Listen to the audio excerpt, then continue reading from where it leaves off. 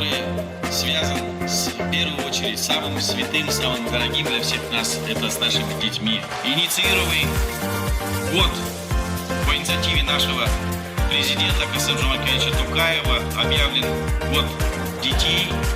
Я считаю, что мы все, представители взрослого поколения, должны приложить все усилия для того, чтобы этот год прошел максимально активным, максимально мы раскрывали именно те основные задачи, которые ранее были упущены, для того, чтобы наши дети увидели все самое лучшее.